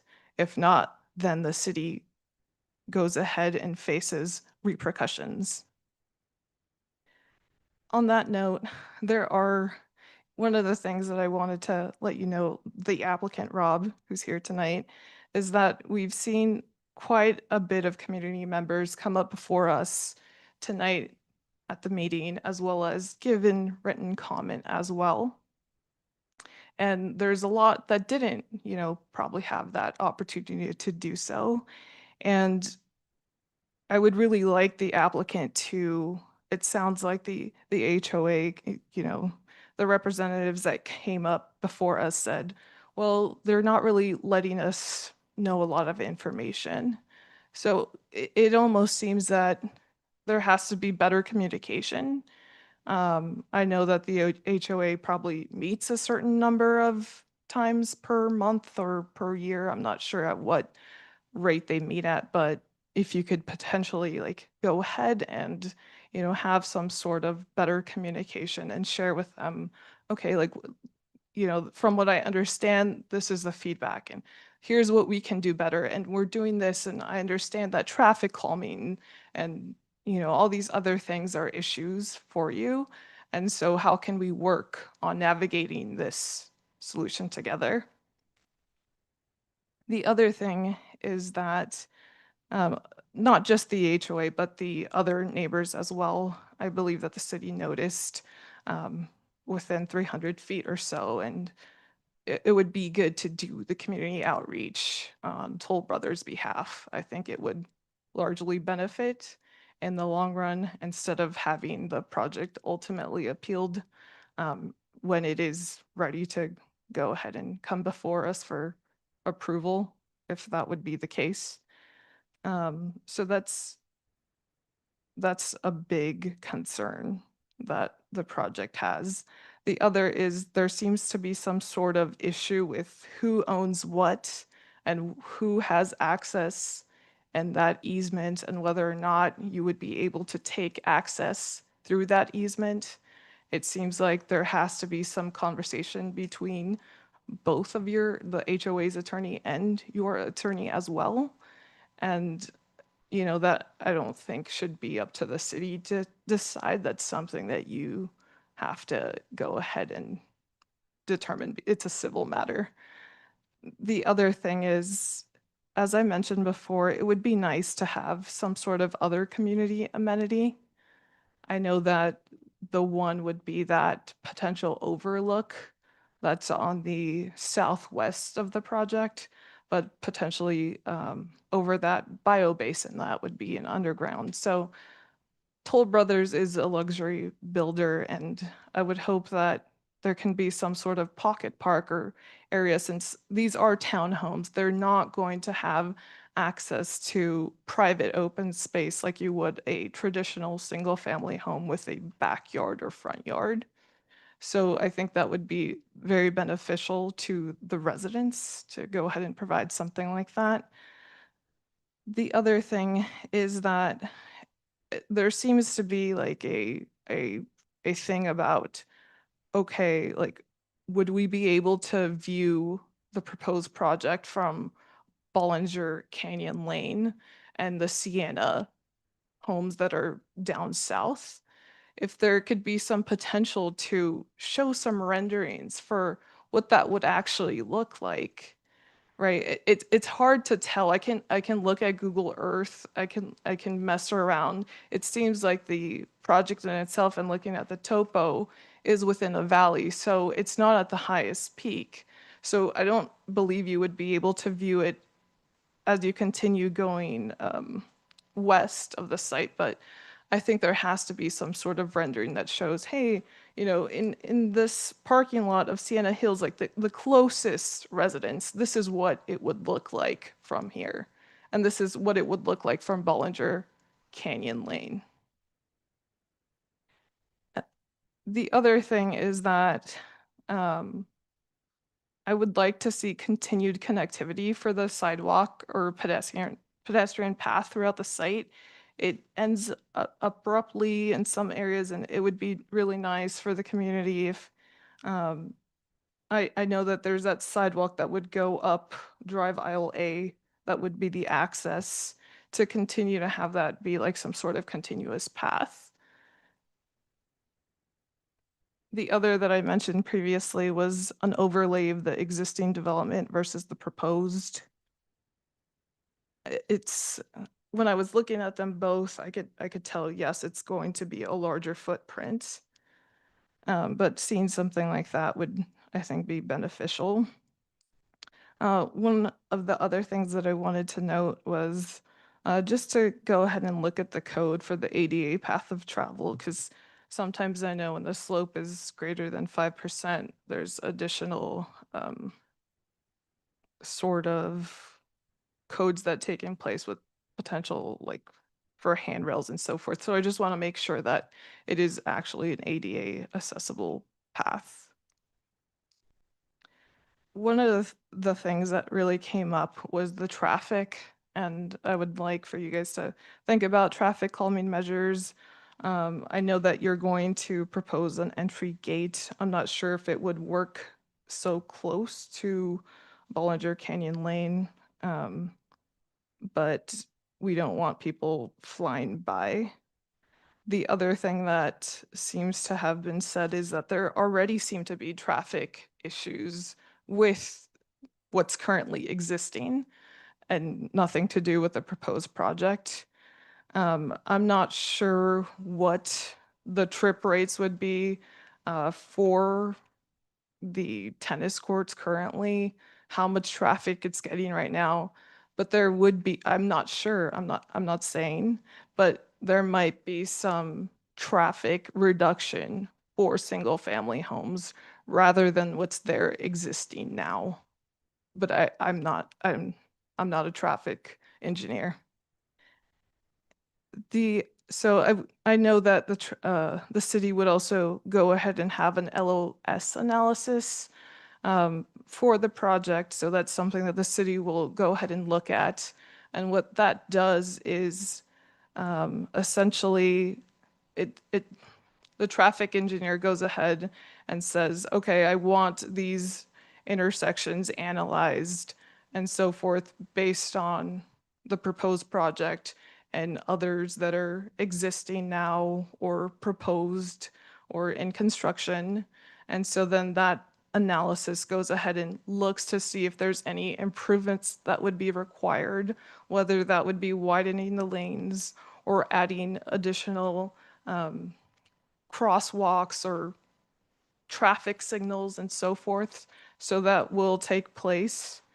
Every project is required to do that, and there are certain standards that the city has for what they deem as an acceptable level of service for intersections and so forth. The other thing that came up was the environmental impact that the project would have. We have CEQA, the project will go through CEQA, and the thing that you have to also note is that it is allowed within our general plan. So the general plan did look at the build out for this site as being high density residential. So that's just something to keep in note.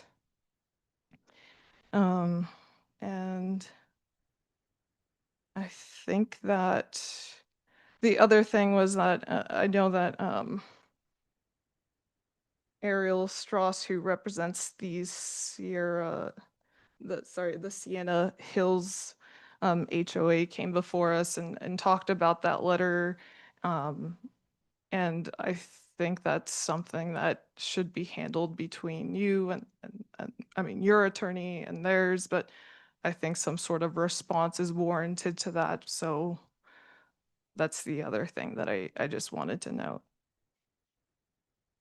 That's all that I have.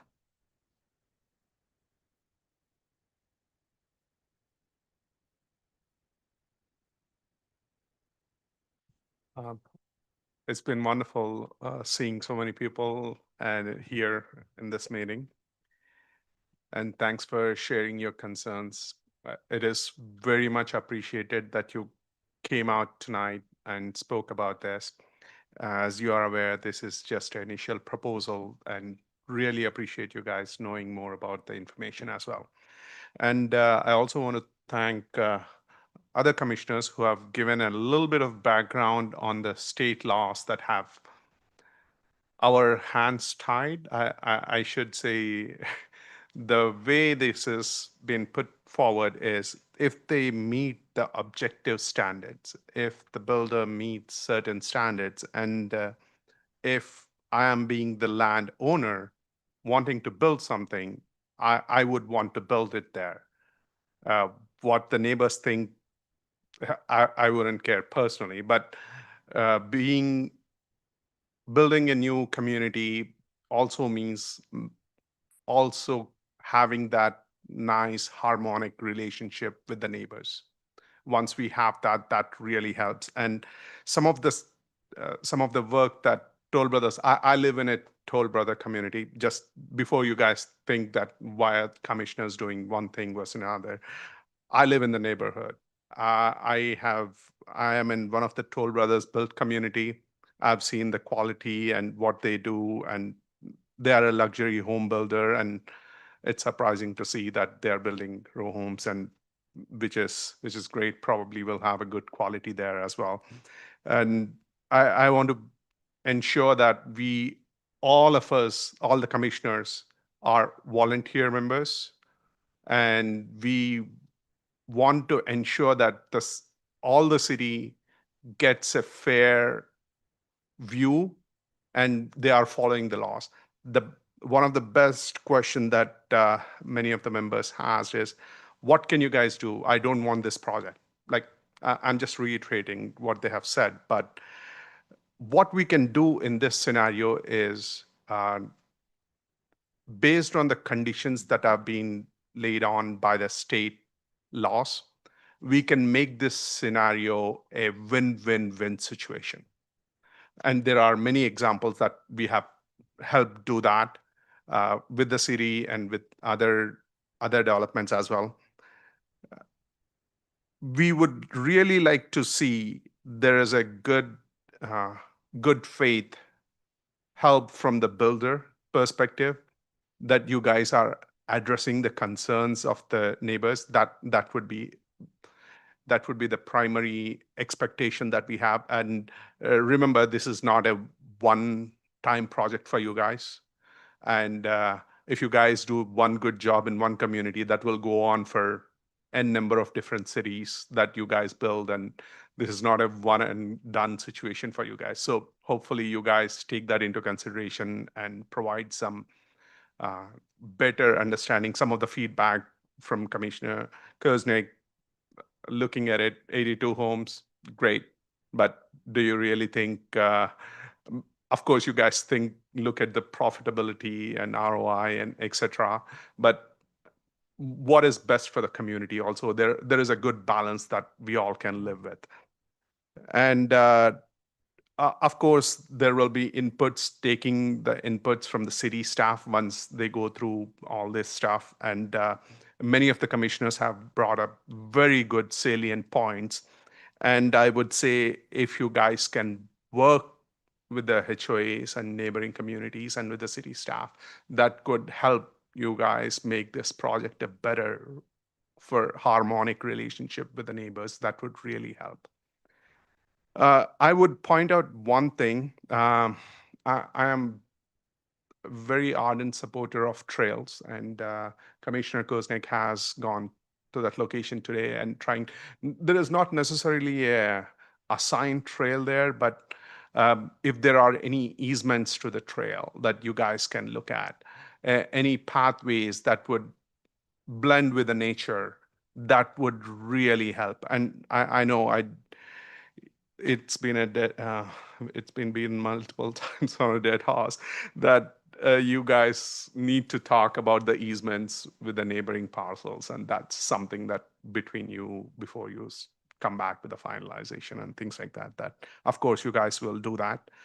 And I want to talk about also this is a very good education session for the neighbors. There are some great opportunities even within the city. Mr. Lauren Barr, the zoning administrator, he runs a planning academy. So I know you guys can take a look at that, which is basically free for the residents of the city. And that tells you what the planning commission could do and things like that. You're also here. Good to see the attorney as well from the HOA. He is well aware of the state laws and he has brought up some good points that we can look at. And we will surely look at each and every point, ensure that that is met to the satisfaction of the law and is everything is being followed by the law and by the book. So one additional thing that I'll mention is there are tons of new laws and that have been imposed, and there are very few waivers and stuff that probably you guys might have noticed that commissioners have asked some questions at the early part of this meeting.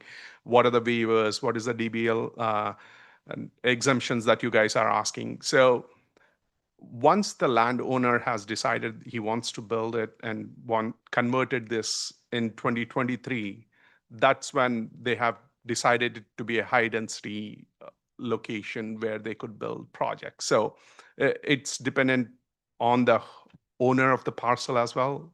There are some right that goes with it, and the state laws that give additional support recently with all the new laws that the builders can have with even with a narrow space, they can build multiple high density homes. So that being said, they are also providing some affordable homes, even for a low income. So we have to look at both existing and new. Think about your new neighbors who will be there and have that balance. As I mentioned, I want to talk about if there is any street continuity. I know this is kind of a loop and a circle that comes back. And with that gate at the beginning, if I'm not wrong, probably city staff can correct me, it needs at least 25 feet offset from the lane itself.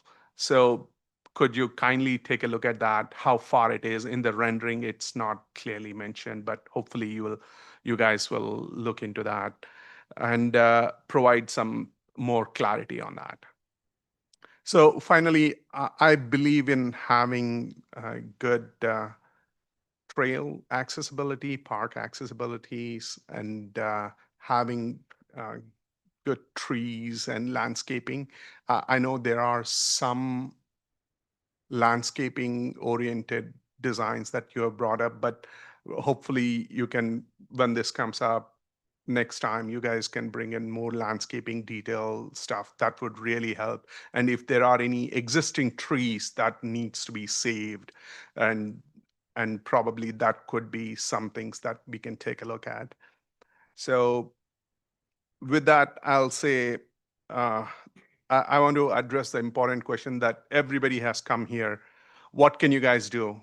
I would say, as commissioners, we will enforce as much as possible from a perspective of law, but we will also make sure as a community members, even Toll acts as a good faith member of the community because they are here to stay and they want more projects looking at that.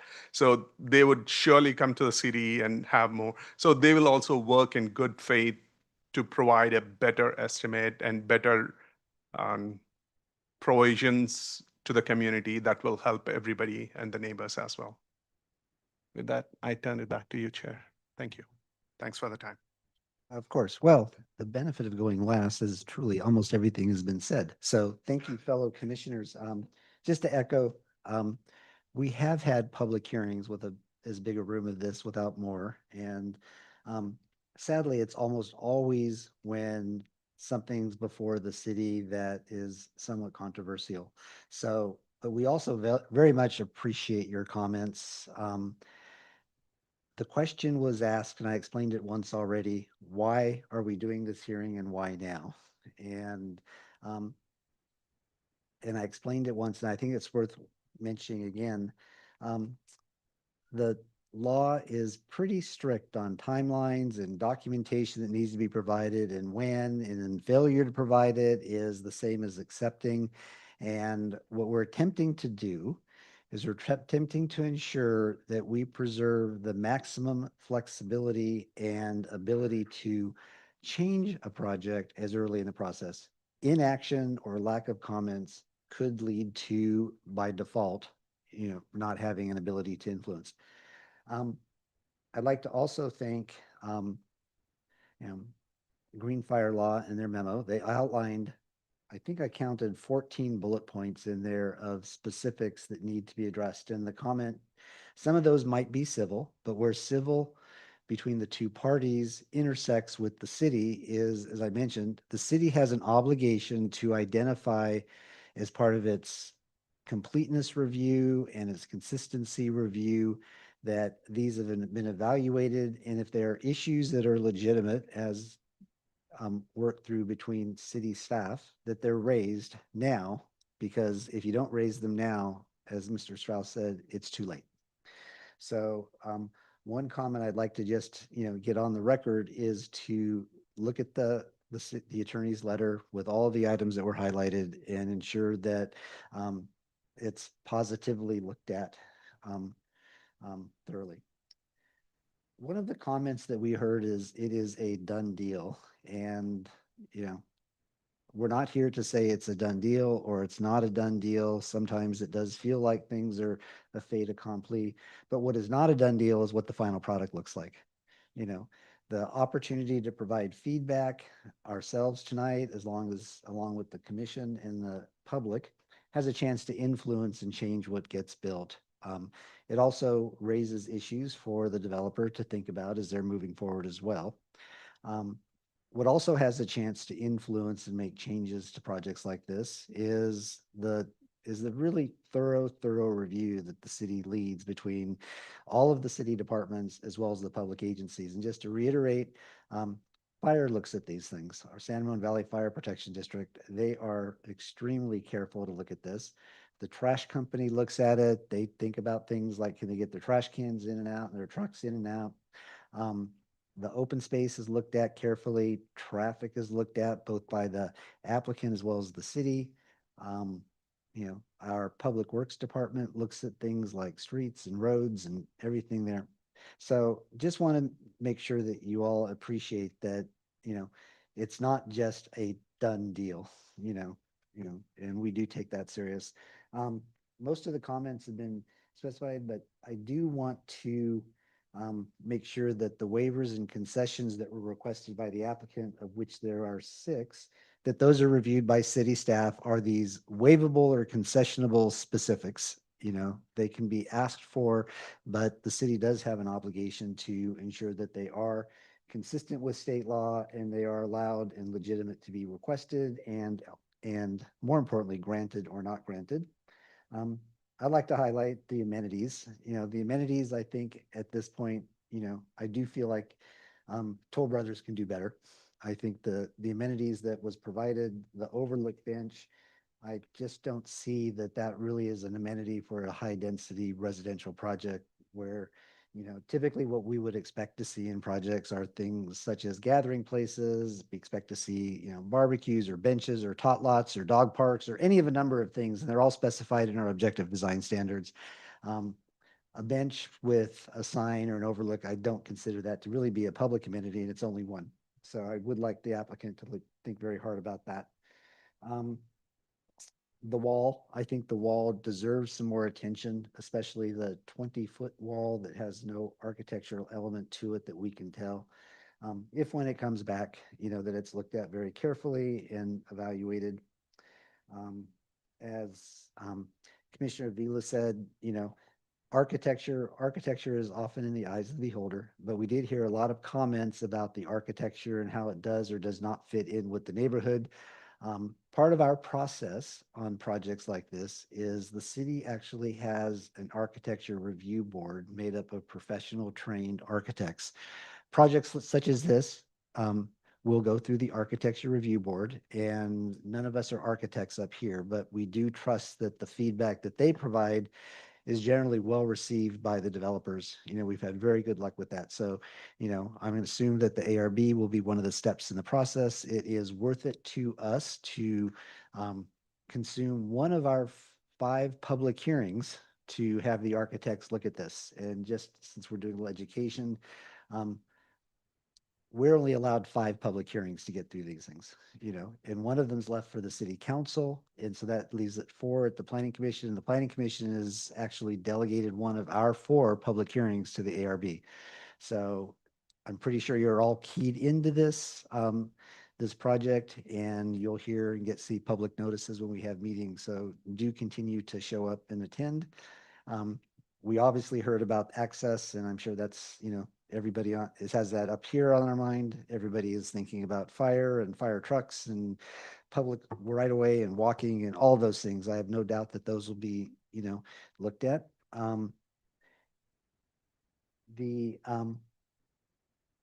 The project is difficult. I actually walked up there. You know, I've been here in San Ramon since when Bollinger stopped at Club Sport as well. You know, and I'm on the west side. I've been to Club Sport. I've never been to the tennis courts. So I did go to the tennis courts, and it's a tough project. It's a tough property, you know. And I think we need to, you know, really, you know, and I think the good side of this is Toll Brothers does have a good reputation in the city of San Ramon. They are a good builder. They are a good developer. And I do trust that they're going to work with the neighbors, work with the city, work with all the agencies to put together a good project. So there's quite a bit of work to do, you know, between now and then. And should you decide to move forward, we expect to see, you know, a lot more of the details. And again, I want to reiterate, we do appreciate coming early. It's not always easy to come here when you have to say, I don't know, you know, it's not to be developed yet, but that's by design. We do want you to come early because we've had projects that have come before us about this kind of place in the timeline, and the applicant has spent significant time, money, and energy to build a project that there is no possibility to change. So, you know, while it feels like, you know, we're sort of being kind of negative on this, I think you expect it. So thank you for coming out. We do appreciate that. And I'll just close with, again, my appreciation for everybody coming here tonight, giving us your feedback. It does help. It really does, you know. And I think staff and the applicant have a significant amount of work. We probably won't see this for some amount of time, just so you know. There's not going to be another meeting in 2 weeks. I can guarantee that much. So I'll stop right there and turn to staff and see if you have any clarifying questions for what you heard tonight, or do you have enough to move forward? Okay, you're good. Okay, thank you. I know both of you have been sitting there taking notes pretty diligently, and we're all being recorded. So trust me, the staff does go back and rewatch these things. So with that, I think we can close this public workshop at this phase. Thank you again for coming. We have a little bit more business. You're welcome to stay, or sometimes people just leave at this point, you know, but we'll give it, as people start getting up, we'll give a minute before we get the next update from staff.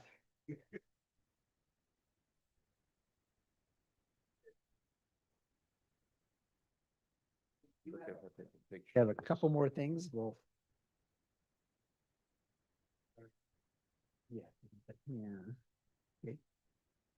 The picture of the building.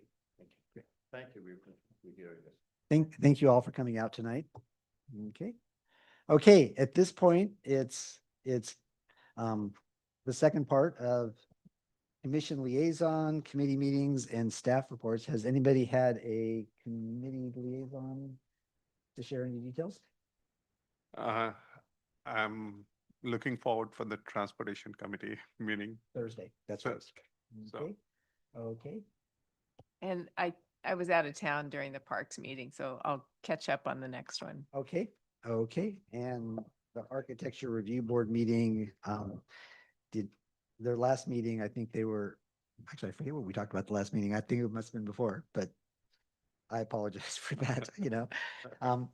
I'll turn to staff with updates on future meetings. Really? At this point in time, it looks like October 7th will likely be canceled. We have several projects that are pending, landing on a specific calendar date. And so as things shift around a little bit, we'll try and finalize that. But at this moment in time, it looks like the items we had for the 7th have kicked out to a later meeting. Great, thank you for that. Okay, if we have no other comments or questions for staff or anything to share, Just one thing though. So many of them, I know this is going to be part of public record. So I know many neighboring HOA members, they came out for the meeting.